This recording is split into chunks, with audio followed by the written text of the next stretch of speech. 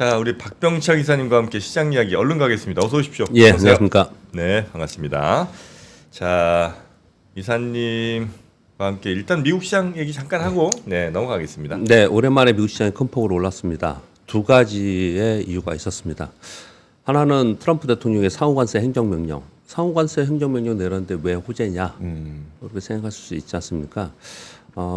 저는 이제 시황에 그렇게 썼는데 이 내용을 보면요. 관세 불확실성은 일단 전체적으로 일정 기간 좀 약화된 부분이 있다 이렇게 생각을 합니다. 4월 1일까지 국가별로 조사를 좀 하고 그다음에 이제 4월 2일 1일까지 이제 조사니까 그 이후에 상호관세를 부과하겠다 이렇게 얘기를 좀 하고 있는 상황입니다. 그런데 이제 상호관세라 하면 예를 들어서 우리는 WTO에서 우리는 관세가 없지 않습니까? 또는 낮은 관세가 있고 높은 관세가 있고 그래요. 이 부분을 동등하게 하겠다고 지금 얘기를 좀 하고 있는 상황이에요. 그래서 전체적인 전체 흐름에서는 관세 부분에서는 그걸 가지고 협상을 좀 국가별로 할 거다. 특히 이게 발표가 된 게 인도하고 정상회담 직전에 했는데 인도가 관세율이 높거든요. 네, 그런 부분들 때문에 시장에서는 일정 부분 한시름 낮지 않냐, 협상을 하지 않겠냐 이렇게 해석을 좀 했는데 이 부분에 대해서 좀 더 자세히 설명을 좀 드리도록 하겠습니다. 근데 이 부분 때문에 달러 대수와 국제 수익률이 좀 하락하면서 전체적으로 올랐다라고 볼 수가 있겠습니다. 그럼 그냥 진행을 좀 해보겠습니다. 그 뉴스를 좀 말씀드리겠습니다. 트럼프 대통령 상호관세 행정명령을 했고 4월 1일까지 국가별 조사 후에 대응하겠다 이렇게 얘기를 했습니다. 제가 워딩들을 그대로 적어왔습니다. 무역 흑자가 크고 관세율이 높은 국가부터 조사를 하겠다. 그 외에 미국 제품의 수출의 장벽이 되는 규제, 정부 보조금, 환율 정책 등을 고루고루 다 반영을 하겠다. 이번 조사에서요. 그리고 모든 국가에 공평하게 면제나 예외 없이 적용하겠다. 부가가치를 상호관세에 포함시키겠다. 부가가치가 너무 높아서 진입장벽이 있지 않냐. 이 얘기를 좀 한 거고요. 우리에게 높은 관세국들이 해야 할 일은 이제 관세를 낮추거나 없애야 된다. 이 모든 것은 상무장관, 미국의 상무장관이 조사를 해서 상무장관이 주도해서 일을 이끌 건데 어떤 상무장관은 어떻게 워딩을 했냐면 만약 그들이 관세를 낮춘다면 미국의 생산은 늘어나고 비용은 낮아진다. 이렇게 표현을 했거든요. 그래서 저는 포인트를 어떻게 보냐면 세 가지, 이 글에 세 가지의 포인트가 있다고 생각합니다. 첫 번째는 시장이 바라볼 때 품목별 관세는 분명히 진행을 할 수 있겠지만 전체적으로 관세 부분에 대해서 시장이 불확실성을 생각을 했는데 4월 1일까지 국가별로 조사하고 이런 부분을 다 조사하고 이후에 하겠다라고 했기 때문에 일정 기간 동안에 시간의 여유가 생겼다. 협상의 시간의 여유가 생겼다라는 부분이 한 가지가 있고요. 또 한 가지는 이걸 보시면서 뭐 각자의 의견이 다를 수는 있습니다. 이제 저의 생각을 말씀을 드리는 건데요. 또 하나는 모든 국가에 공평하게 면제나 예외 없다. 아예 딱 그냥 이 얘기를 되게 자주 합니다. 예전에 1기 때는 어땠습니까? 그냥 다 중국 때 얘기만 했어요. 여기에 문제가 되는 국가가 중국, 궁극적으로는 중국으로 가겠지만은 계속 이 얘기를 지금 하고 있는 그런 상황이에요. 그래서 과거에처럼 중국 또는 유럽 일부 국가에 집중적으로 하면서 그 싸움이 굉장히 지속되고 그리고 뭐라고 할까요? 막 그냥 막 격화되는 모습이 굉장히 있었잖아요. 근데 그런 부분들하고 좀 참 다르다라는 것하고요. 그리고 어제 제가 진짜 지극히 저 개인적인 생각이지만 저는 이렇게 생각합니다라고 했던 부분 하나가 뭐냐면 이 마지막 글들을 읽어보면은 우리에게 높은 관세를 매기는 관세국들이 해야 할 일은 관세를 낮추거나 없애야 된다. 그리고 러터니 상무장관도 만약 그들이 관세를 낮춘다면 어떻게 될 거다 이렇게 표현을 쓰고 있거든요. 그래서 전에는 우리 관세에 대한 불확실성을 얘기하면서 관세에 걱정을 하는 건 뭐냐면 계속 올리는 것만 얘기를 하는 거예요. 일기에서는 계속 관세를 올리면서 품목별로 올리고 뭐 몇 천억 달러씩 얼마씩 올리고 막 무지막지하게 60% 올린다. 뭐 100% 올린다 이렇게 계속 진행이 됐었거든요. 근데 지금 이 내용은 그거하고 상당히 달라요. 그런 부분들하고. 그러니까 우리가 높이냐, 상대가 낮추냐. 그러니까 일정 기간 동안 세 가지의 지금 얘기를 다시 정리해서 말씀드리면 일정 기간 동안 국가별로 우리 조사를 하면서 조사를 한쪽으로 한다는 얘기는 그 기간 동안 개별 협상할 거야. 라는 여지를 둔 거고요. 그 여지 속에서 과거처럼 특정 국가에 집중하는 이런 부분이 아니고 그냥 보편적으로 관세 부분에서 서로 맞추자라는 얘기를 계속 하고 있는 거고요. 이 맞추자는 관점에서 예전에는 올리면서 너네 안 하면 우리 그냥 올릴 거야라고 했는데 지금 이 워딩은 뭐냐면 낮추라고 계속 얘기를 하고 있어요. 그쪽에. 네. 그래서 낮추라고 얘기를 하고 있습니다. 저는 이게 물가 때문에 그렇다고 생각을 합니다. 이런 생각을 가지고 있다고 생각을 해요. 그래서 시장에서는 이런 부분들을 생각해 봤을 때 그냥 무차별적이고 막 그냥 싸움을 해가는 관세 부분에서 일정 부분 각 국가별로 그리고 시장이 여유가 좀 생겼다. 네. 이렇게 해석을 하는 부분이 좀 있지 않나 이렇게 봅니다. 그래서 이제 시장은 그런 부분들을 좀 인식을 했다라고 생각을 하고 있고요. 그래서 오히려 이게 호재가 된 부분이다. 이게 지금 이해가 안 되잖아요. 상관세 행정명령 서명했는데 시장이 올랐다라는 것들을 좀 이해가 안 되는 부분이 좀 있는데 지금 보면은 이제 월가 내용들 이렇게 보면은 그런 부분들의 내용들 좀 있다 이렇게 말씀드리고. 어찌 보면 이렇게 상호 관세로 다 같이 관세가 높아진 게 아니라 낮아지는 걸 수 있는 거잖아요. 만일 이건 제가 조심스럽게 얘기했잖아요. 만일 저 개인적인 생각을 말씀드렸잖아요. 만일 그게 낮아진다면 진짜 말씀 주시면. 그러면 이제 우리나라 같은 수출 많이 하는 나라나 뭐 이런 상호 무역이 많아져야 좋은 나라는 오히려 잘하면 괜찮을 수도 있겠네요, 그죠? 물가도 다 떨어지는 거 전 세계적으로 극단적으로 한번 생각해 보자고요. 그냥 예전에는 자국의 어떤 산업을 보호하기 위해서 관세를 한 거잖아요. 네. 그래서 우리는 이거 관세 이만큼 할게 대신 니네 거 우리가 갈 때 이만큼 해줄게. 옛날 품목별로 했었어요. 네. 이걸 했지 않습니까? 네. 근데 만약에 그렇게 안 하고 물론 피해 섹터 피해 산업이 있겠죠. 그런데 보편적으로 야 우리 그러면 다 만약에 극단적으로 말해서 다 우리 관세 하기지 말고 그냥 하자. 어느 순간에 만약 그렇게 됐다. 그럼 전 세계 물가 다 떨어지는 거 아니에요? 그러니까 우리 거 니네 높은 거 안 낮추면 우리도 높일 거야라고 하는 게 같이 높아지는 게 아니라 니네도 낮아지는 걸로 만약에 비슷하게 간다면 이건 뭐 나쁘지 않을 수 있는 것 같다. 지금 유럽은 아마 미국산 자동차 관세 낮추려고 지금 하는 거예요. 예. 뭐 그런 것들이요. 그럼 미국에 유럽에 있는 사람 입장에 보면 미국 차는 그것 때문에 사고 안 사고를 떠나서 네네. 싸게 들어오는 거잖아요. 그렇죠. 싸게 들어오는 거지 않습니까? 근데 그렇게 될지 안 될지 모르겠습니다. 모르지만 나중에 이제 더 오히려 격화될지 모르겠지만 분위기들을 그쪽으로 자꾸 이렇게 흘리는 분위기들이 좀 있는 것 같다. 그런 부분들을 한번 생각을 해보자. 네. 전체로 볼 때 이 말씀을 하나를 드리는 거고요. 네. 그리고 또 한 가지 어제 미국 시장이 올랐던 것이 인텔입니다. 인텔.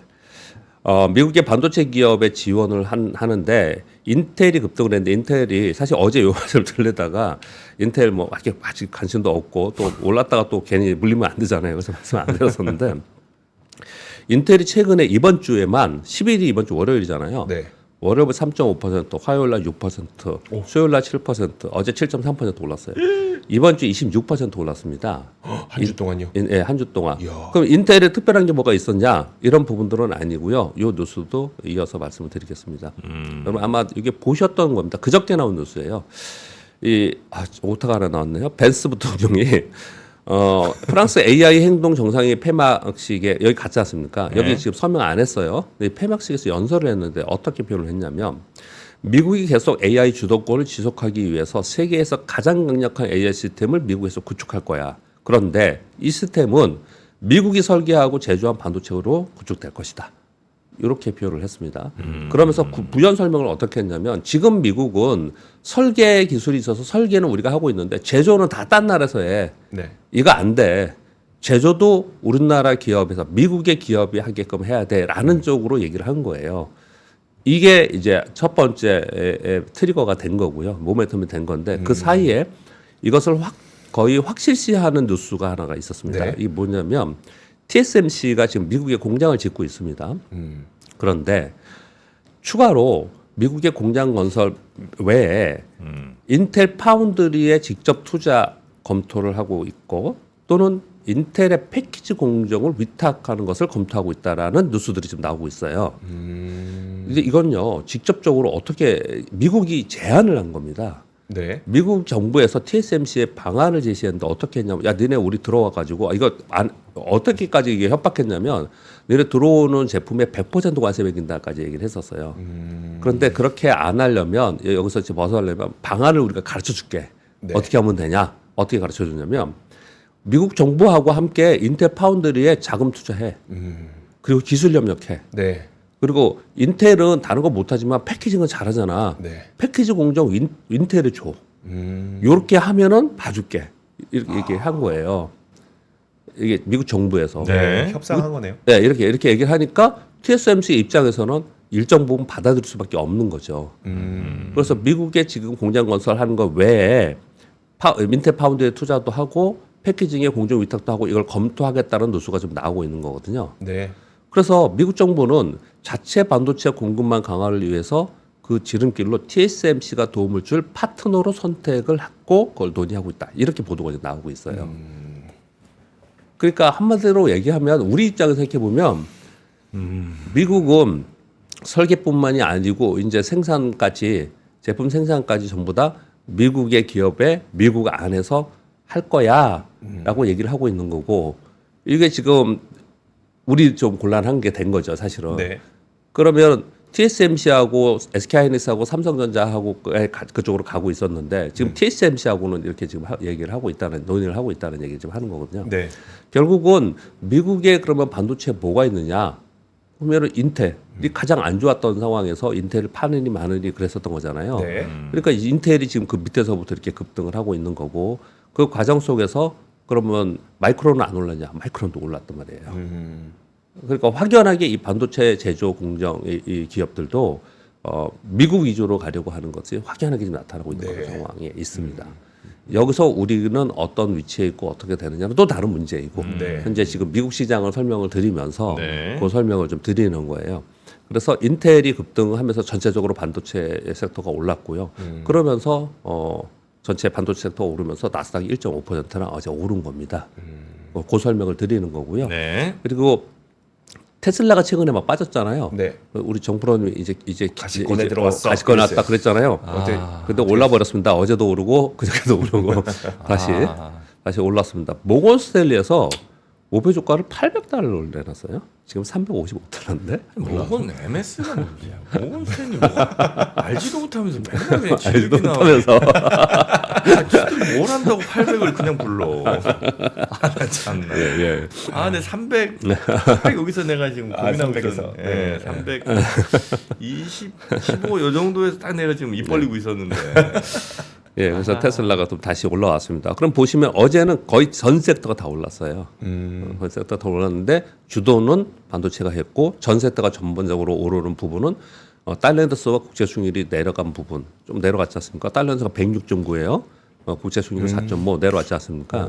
근데 이게 내려온 부분이 전체적인 시장의 분위기를 좋게 만들었는데 그 분위기를 좋게 만들었던 것은 트럼프 대통령의 상하세 행정 명령을 했는데 네. 그게 지금 아주 파괴적이고 지금 직접 방당 이런 내용들이 아니었단 말이에요. 그래서 시장을 그것을 일정 기간 동안은 좀 숨쉴 틈을 줬다, 네. 협상 여를 줬다 이렇게 해석을 한 것 같습니다. 네. 그래서 뭐 또 다시 좋아졌는데 우리 시장도 상당히 좋아졌습니다. 우리 시장이 좋아진 거를 말씀드리면 몇 도에 좋게 보냐면요, 이 차트를 보세요. 우리 시장 코스피 지수의 일봉입니다. 오. 일봉인데 이렇게 작년 7월서부터 하락 추세에 있었어요. 이 하락 추세에 벗어나서 박스권에 오랫동안 있었다는 계속 얘기를 말씀드렸잖아요. 네. 얘를 벗어났습니다. 이제 드디어 한번 벗어났어요. 네네. 근데 물론 어제 코스피 지수가 더 올랐던 부분은 이제 옵션 만기일 영향이 있는 부분도 있습니다. 외국인들이 선물을 많이 샀어요. 네. 그러면서 프로그램에서 금융투자의 프로그램에서 들어와서 지수를 끌어올리는 부분은 있지만 여튼간에 뭐 곧바로 곧고라지는 이런 부분이 악재가 아니라면 이렇게 거래가 증가하면서 이걸 돌파했다라는 거는 투자 심리는 확실히 개선되는 거거든요. 네. 이렇게 됐으면 유료 가느냐까지 여러분들이 생각하지 않는다 하더라도 이미 박스권에서 돌파해서 위로 가면요, 이 밑으로 잘 안 가요. 밑으로 잘 안. 왜냐하면 사람들의 심리가 이만큼 올라가서 요만큼 내려오면 조정이라 생각하고 사려는 심리가 있기 때문에 그래요. 네. 우리 주가가 그렇잖아요. 주가가 10,000원이 20,000원 갔어. 비싸. 5만 원 갔어. 너무 비싸. 씨, 내가 10,000원에도 못 샀는데 2만 원에도 못 샀는데 5만 원 너무 비싸. 10만 원 갔어요. 말이 되게? 근데 10만 원짜리 5만 원 가봐요. 싸대. 그런 거잖아요. 네. 이 주식시장의 이 시장의 심리라는 게 그렇습니다. 이 차트에서. 근데 이걸 벗어났다는 거는 상당히 긍정적인데 어제 그런 일들이 좀 벌어졌습니다. 코스피가 1.3% 올라서 2,583포인트. 직전의 고점이 2,550포인트였어요. 그걸 돌파를 거래 치르면서 돌파를 해서 분위기 조금 좋아졌습니다. 코스닥은 최근에 상대적으로 더 강했기 때문에 상대적으로 조금 떨어지는 부분이 좀 있었습니다. 그렇지만 어제 플러스 0.5% 올랐습니다. 외국인들의 선물 매수로 인해서 국내 기관들의 금융투자 매수가 전체적으로 코스피 시장을 강세로 이끈 요인이 됐고요. 그리고 특징적인 것은 반도체하고 2차 전지가 동시에 올랐어요. 우리 시장은 반도체 2차 전지가 동시에 오르면은 그냥 센 거예요. 네. SK 하이닉스가 4.8% 올랐어요. LG 에너솔루션도 5.7% 올랐습니다. 에코프로비엠이 8% 올랐고요. 포스코홀딩스도 7% 올랐어요. 이 포스코홀딩스는 철강강센이 2차 전지 캐즈민이 그래서 정말 끝도 없이 빠지고 있는 상황이었거든요. 네. 근데 어제 하루는 연속성은 아직 확인해봐야 됩니다. 연속성까지는 뭐 기대하기는 어렵다라고 뭐 지금은 좀 더 지켜봐야 된다고 말씀을 드려야겠지만 일단 어제 하루는 반도체 쪽도 좋았고 2차 전지 쪽도 좋았어요. 그러니까 지수가 다 올라가면서 분위기는 괜찮게 만들어졌다라고 보여지고요. 그리고 어제 현대차가 5.2% 올랐거든요. 근데 어제 장중에 어떤 얘기가 있었냐면 미국 하원 의장이 이거 공화당 의원이거든요. 상호 관세에서 자동차하고 의약품은 제외하는 것을 검토하고 있다. 로이터발 뉴스가 좀 있어서 어제 5%가 올랐는데 네. 트럼프가 다시 그런 거 없었다 말을 하긴 했어요. 하긴 하긴 했는데 요 재료로 인해서 어제 현대차도 올랐어요. 그 지수가 오를 수밖에 없겠죠. 그렇죠. SK 하이닉스, LG 엔솔, 뭐 현대차 이런 것들 다 올랐으니까. 그래서 전체적으로 어제 분위기는 좋았다. 그래서 직전 고점 돌파하면서 추세적으로 있었던 박스에서 돌파해서 위로 올라갔다.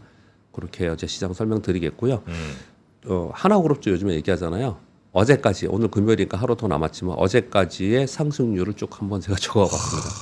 한화 38%, 하나에어로 23%, 하나시스템 38%, 하나오션 25%, 오자가 8%입니다. 하나갤러리아 20%, 하나비전 38%. 이게 이번 주에 오른 겁니다. 비전이 뭐 하던 데다죠? 하나 비전? 비전이 뭐야? 예전에 이름 바꿔가지고 저도 지금 왜 이런가요? 맨날 보던 걸 하나 비전이 세계 광학 이쪽이구나. 영상 보안 솔루션. 그럼 옛날에 네. 어디죠? 그 삼성 테크윈 그거 네네. 받은 게 이 하나 비전인가 보죠. 아니요, 삼성테크는 방산 기업이니까. 그런가요? 예, 그거는 하나 시스템. 하나 정밀. 하나 정밀이 아마 하나 비전이 됐나 보다. 하나 인더스트리얼? 하나 정밀의 자회사라고 하네요. 네. 여튼 한화그룹주들이 하나그룹 소속. 근데 보시면 하나 갤러리아 이런 것도 20% 올랐잖아요. 여기서 지금 주도는 하나 시스템, 하나 오션, 하나 에어로 이런 거지 않습니까? 네. 하나 갤러리 이런 거 오르잖아요. 왜요? 하나 그룹이니까. 그러는 거예요. 시장이 좀 그런 움직임을 좀 나타내고 있습니다. 예. 그렇게 뭐 어제 시장 말씀드렸고요. 네. 그리고 지금 설명드린 바와 같이 상호관세 4월 1일까지 국가별 조사 후 대응한다라는 것, 그리고 모든 국가에 공평하게 한다는 것, 그리고 높은 관세 국가들은 관세를 낮추거나 없애야 된다라는 이런 워딩을 봤을 때 일단 관세 전반적인 불확실성은 일정 기간 좀 약화되지 않았냐 이렇게 좀 생각을 하는 거고요. 근데 국내 입장에서 보면은 품목별 관세에 대해서는 계속 얘기하고 있기 때문에 산업별로는 차별화는 좀 확실히 좀 될 수밖에 없습니다. 어떤 품목에 대해서는 집중적으로 사실은 근데 보편적으로 상호관세 하려면 다 하든지 아까 우리 처음에 얘기한 것처럼 근데 예전처럼 어떤 산업에 대해서는 자신들이 더 보호하기 위해서 또는 부응하기 위해서 품목별로는 좀 차별화하면서 움직이는 게 몇 가지들이 있어요. 근데 거기에는 뭐 피해를 입을 수밖에 없는 그런 쪽은 있지만 전반적인 분위기는 좀 관세 불확실성이 약화되었다. 이렇게 지금 얘기를 하고 있는 그런 상황입니다. 그런 가운데 우리는 뭐 일단 기계 쪽 좋고요. 기계 건설이 아니고 기계예요. 기계 네. 우리 표현할 때 어떻게 하면 건설하고 기계가 따로 있는데 건설 기계 이렇게 표현하거든요. 네. 건설 기계 쪽, 건설 기계 쪽. 그리고 뭐 방산조선, 뭐 전력기 송배서 뭐 이런 쪽은 계속 좋게 지금 흐름을 움직이고 있습니다. 자, 그리고 이제 뉴스를 하나하나 좀 살펴볼까요? 1번 뉴스, 2번 뉴스 전해드렸습니다. 그리고 3번 뉴스까지도 다 전해드렸네요. 시장에 크게 영향을 주었던 겁니다. 그리고 4번부터 말씀을 드리겠습니다. 반도체 업계가 중문형 반도체에 새로운 기대를 걸고 있다라는 거예요. AI 기업 및 빅테크들이 자체 AI 칩 개발로 HBM 수요 증가가 전망되고 있다. 기존의 엔비디아 중심 공급망에서 다변화되는 것을 기대하고 있다. 주문형 반도체 시장 비중이 2028년도에는 약 30% 수준까지 올라가지 않겠냐라는 전망을 업계에서 내놓고 있습니다. 네. 다만 생각을 해요. 여러분들 생각해 보시면 빅테크들이 각자의 기업 성격에 특화된 주문형 칩을 만드는 거잖아요. 그럼 네. 뭐 해야 돼요? 이거 설계부터 다시 해야 돼요. 다시 자기들한테 맞는 칩을 설계해야 되잖아요. 그래서 필요여사 AI를 되게 중요하게 생각을 하는 거다 이런 얘기를 좀 하지 않습니까? 네. 메타가 거기를 인수하려고 하는 논의를 하는 것도 이 칩을 설계해야 되고 그 다음에 개발 단계에 거쳐야 되기 때문에 이게 시간이 상당히 많이 걸리고 돈도 많이 들어요. 그래서 이게 당장 되는 건 아닐 텐데 좀 더 있어야 될 텐데 이런 얘기들도 있긴 합니다. 네. 근데 진짜 시장 업계 전체에서는 상당한 기대를 걸고 있고 여기에 핵심에 사실은 삼성전자가 있습니다. 저도 이 얘기를 가끔 드렸습니다. 네. 이게 얼마나 빨리 잘 되느냐 안 되느냐 삼성전자 상당히 중요하다. 그런 얘기를 좀 하고 있는 상황인 거고요. 그리고 삼성전자 노수 중에 어제 막 해서 가장 많이 돌아다니는 노수 하나가 이번 달에 파운드리 셧다운을 해제했다고 하네요. 이 적자나고 그래서 공장 일부 라인을 셧다운을 했는데 네. 이걸 해제했다고 합니다. 왜 해제를 했느냐?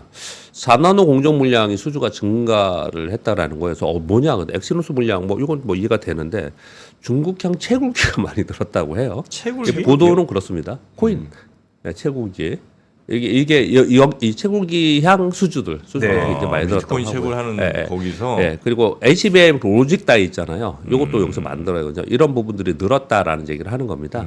그러면서 요번에 셧다운 해제했는데 6월부터는 뭐 어떤 이유인지는 앞으로 이 뉴스 좀 봐야 될 것 같아요. 이게 실수한 건지 어는 건지는 이제 앞으로 확인되겠지만 평택 파운드리 생산인 가동률 최대치로 높이기로 결정했다고 합니다. 뭘 주문을 받았으니까 높이겠죠. 근데 그런 내용이 없어요 지금. 없어요. 네. 어디서 뭘 받았다 여기 없이 그냥 늘었다.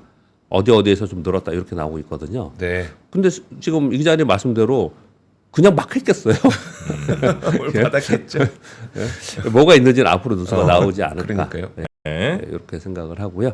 그리고 카카오가 오픈 AI하고 지난번에 샘 올트만하고 우리 뭔가 할 거야 막 이랬잖아요. AI 에이전트 합작품 제품을 올해 출시를 하겠다라고 뉴스가 좀 나와 있습니다.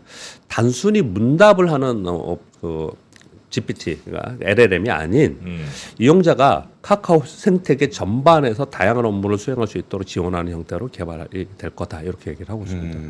그러니까 지금 카카오에 사실은 우리나라 카카오 어마어마하게 많죠. 네. 어마어마하게 많은데 그게 요 어떤 제품 하나에 서비스하는 거 하나로 내가 전체적으로 이용할 수 있는 이런 것들 얘기를 좀 하고 있는 것 네네. 같은데 사실 이런 건 예전부터 많이 있긴 했어요. 네. 얼마나 더 실용적이고 우리가 편리하게 사용할 수 있느냐, 저렴하게 사용할 수 있느냐, 뭐 이런 문제인 것 같은데, 근데 사실은 이게 금융권에도 예전부터 많이 있었어요. 금융권에도 우리 지금 별로 그냥 당연한 거에 생각할지 모르지만 요즘에는 자기 주 거래 은행이나 주 거래 증권사에서 모든 금융 자산이나 금융을 다 볼 수도 있고 그렇죠. 거래도 하고 다 그러잖아요. 사실 내기 편하잖아요. 네. 없었던 거잖아요. 그런 것들이요. 그런 것들이 지금 많이 진행이 되고 있는데 이 AI로 인해서 더 빨리 진행이 되고 있는 상황이다 이렇게 볼 수가 있겠습니다. 그리고 어제 말씀드린 대로 제가 요거 관심 있어 하시는 분들이 많아서 대체거래소 3월 4일 날 출고가 봅니다. 요거 설명을 드리겠습니다. 이걸 별거 아닌데 좀 헷갈려 하시거나 예. 명확하게 잘 모르시더라고요. 그래서 요거 설명을 오늘은 좀 마지막으로 드리도록 하겠습니다. 전체 시장 분위기는 이번 주에 좋았습니다. 예. 다음 주에도 부디 좋기를 좀 바라면서 대체거래소가 생긴 겁니다. 대체거래소. 우리는 지금 한국증권거래소 KLX만 있지 않습니까? 네. 근데 넥스트레이드라는 대체거래소가 하나 생긴 거예요. 차분히 좀 설명드릴게요. 미국이나 일본이나 해외에는 대체거래소가 다 있습니다. 네. 과거로부터 다 있었어요. 대체거래소가. 그래서 옛날에 미국에는요. 사설 대체거래소가 있어갖고 사기도 많았고 막 그랬어요. 엄청나게 그런 게 많았습니다. 우리나라도 이런 거 비슷하게 해서 해외 선물 가지고 막 우리가 할 거야 하면서 거래소를 막 만들어 놓고 이거 다 사기예요. 그런 데는. 네. 그거 다 안 됩니다. 근데 이 대체 거래소는 누가 만들었냐? 금융투자협회와 증권사가 만든 거예요. 금융투자협회와 증권사가. 그러니까 독점적인 KLX가 아닌 다른 거래소 하나를 우리나라에서 처음으로 이번에 만들어졌고 네. 3월 4일 날 출범이 됩니다. 이거는 공식적인 거래소입니다. 그걸 설명을 드린 거예요. 그럼 뭐가 이게 우리한테 좋은 거냐? 왜 도대체 이런 거 왜 만들어? 뭐 이런 얘기들 많이 하세요. 첫 번째, 거래 시간이 오전 8시부터 오후 8시까지 12시간으로 늘어납니다. 지금 우리 거래 시간은 9시부터 3시 9시부터 3시 반이고 장전 시간이 있고 장후 시간이 있고 네. 이렇게 정도뿐이 없잖아요. 네. 근데 이거는 장전도 조금 늘어나지만 그리고 애프터마켓 시장이 훨씬 더 늘어나는 거죠. 8시, 밤 8시까지니까 더 늘어난 거예요. 그러면 또 어떤 기능을 여기서 자랑을 하냐면 새로운 거래 호가를 추가했다라는 거예요. 그러니까 전에는 우리가 지정가 얼마 가격 네. 또는 시장가 뭐 이런 몇 가지 거래들이 있었지 않습니까? 가격이. 근데 이거는 중간가 호가라는 것들을 만들어서 거래가 되고 있는 가격의 중간가. 그러니까 네. 우리가 어쩔 때는 또 너무 높게 사야 되잖아요. 네. 근데 나는 요 중간 그렇게 높긴 높아도 좀 중간에 사고 싶어. 뭐 이런 거 있잖아요. 네. 이런 거 또는 스탑 지정가 어느 정도 가격이 되면 그 다음에 가격이 뭐가 되고 변화 이런 것들. 사실 요거는 지금 KLX 지금 현재 어느 정도 비슷한 게 있는데 이 중간가 호가는 확실히 좀 다른 거예요. 예를 들어 16만 원에 있고 16만 5천 원에 있을 예. 때 16만 2,500원 정도로 내가 호가가 없어. 난 사고 싶은데. 없는데 그 호가를 만들 수 있다는 거예요? 얘가 사주는 거예요, 그걸. 예.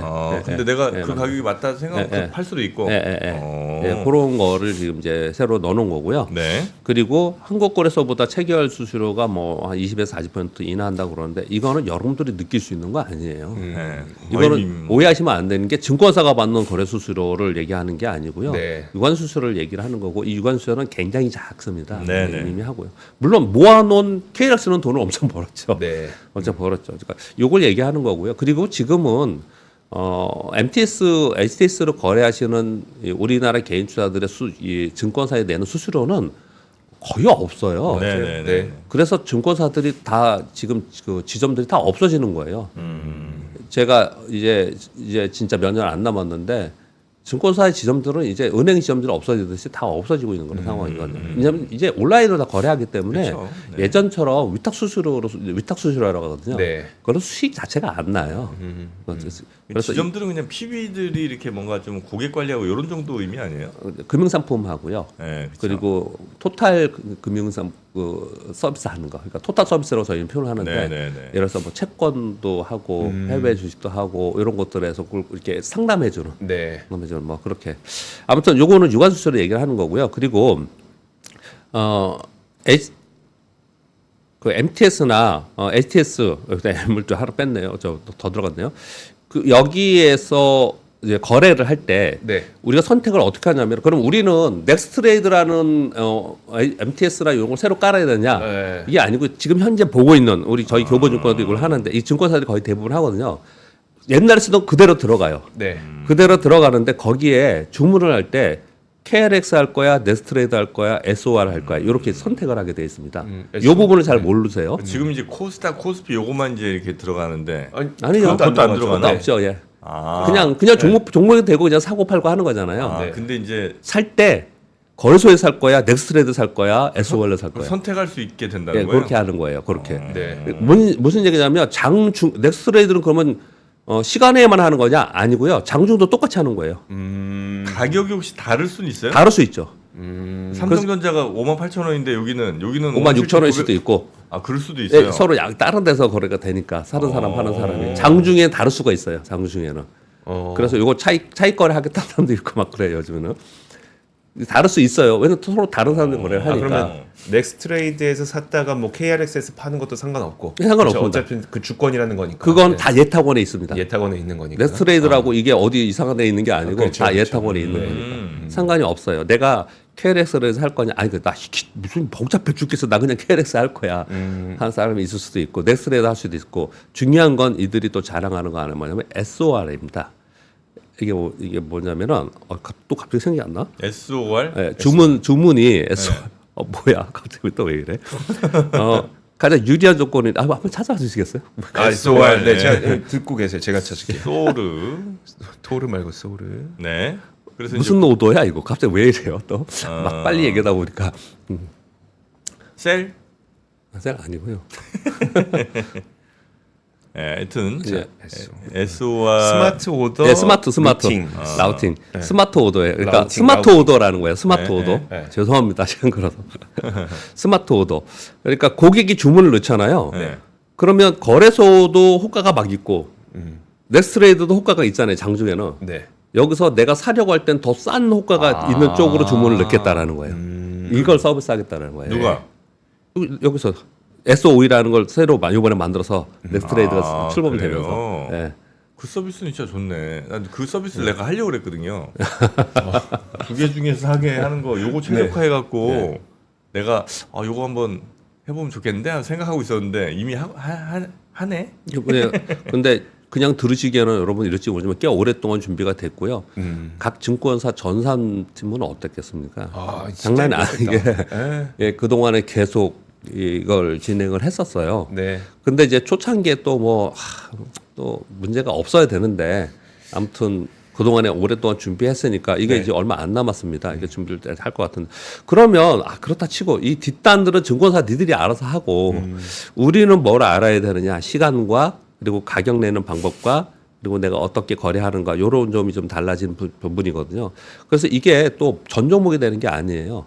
처음에 한 2주 동안은 10개 종목만 하고 그 다음에 한 4주 한 달 지나면 한 350개 하고 그 다음에 한 달 좀 지나서 5주차 되면 한 800개 정도로 하고 그 다음에 분기별로 정기 변경을 해서 첫 번째 정기 변경은 7월 1일 정도 해서 모든 종목을 하는 건 아니고 그 안에 유도성이 좀 풍부하고 뭐 그렇게 좀 우량한 종목도 선발을 해서 거기 종목에서 이렇게 거래를 할 수 있게 만들었다라는 거거든요.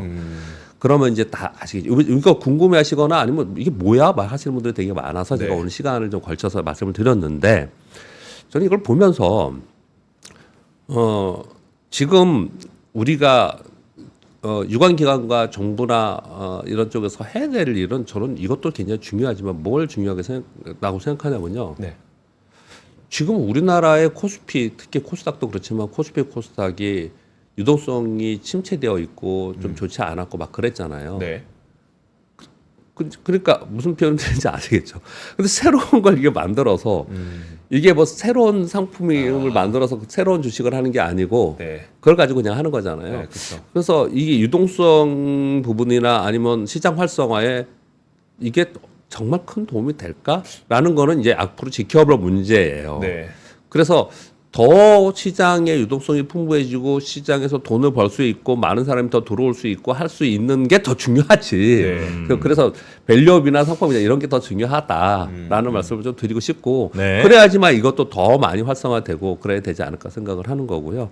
그리고 하나만 더 얘기를 할게요. 중요한 게 뭐냐면 그러면 이런 거 있잖아요. 넥스트레이드에서는 5만 원에 끝났어. 네. KLX에서는 5만 1,000원에 끝났어. 만약에 그냥 그랬어요. 그러면 내 잔고는 하나잖아요. 그렇죠. 뭘로 표시돼요? 뭘로 할까요? 기준은 무조건 KLX입니다. 기준은 KLX에 우리가 미국에 우리 그 애프터마켓 있고 앞에 네네. 있잖아요. 네. 프리마켓 있잖아요. 네. 그때 보면은 실적 발표하면은 끝나고 나서 뭐 8% 빠지고 10% 빠지고 또는 10% 오르고 그러잖아요. 네. 근데 그 다음날 시가는 그 가격에 하는 게 아니고 다시 시가로 하는 거잖아요. 네. 얘도 똑같이 그런 겁니다. 기준은 KRX. 네, 기준은 KLX. 그렇게 대체거래소 관련해서 우리 박병창 이사님이 설명해 네. 주셨고요. 당장 이것만 봐서는 우리가 그러니까 금융 소비자 입장에서 내가 굳이 대체 거래소를 사용해야 될 만한 메리트를 느끼지는 잘 못하겠는 게 예를 들어 호가 말씀하셨잖아요. 그러면 그 호가라고 하는 거는 호가가 많이 없을 때가 좀 효과가 있을 것 같거든요. 그렇지 않을까요? 호가가 막 분단위로 계속 이게 많은 거래가 이루어지는 곳에서는 굳이 그 더 나은 호가를 찾기는 좀 우리가 뭐 근데 호가가 갭이 생기는 것도 많이 생기고요. 또 장 개인 끝나면 심심하잖아. 그리고 장 끝나고 또 거래하는 사람도 있고. 그럼 근데 이제 어쨌든 종목 수가 처음에 우량한 것부터 한다는 거는 우량한 거는 굉장히 호가가 다 촘촘할 거고 대신 이제 저는 이제 나중에 거래소라고 하면 거래소가 직접 매대에 원래 물건 갖고 와야 되잖아요. 좋은 물건. 아 상장도 따로 네, 받고 좋은 상장해서 하겠지. 이런 식으로 해야 이제 네, 나중에 하겠죠. 네. 나중에 이 하겠지. 시작이니까요. 네, 시작이니까. 네네. 이거 뭐또 자심차게 하는데 너무 그렇게 비판. 비판은 아니고 그냥 그렇게 해줬으면 좋겠다. 여기는 얼마나 준비를 많이 해서 했겠어요, 그러니까요. 이 사람들은요. 자 이렇게 대책거래소 출범했다는 이야기까지 우리 박병창 이사님께 네. 들었습니다. 네. 주말 행복하게 보내시고 월요일에 뵙겠습니다. 감사합니다. 감사합니다. 고맙습니다.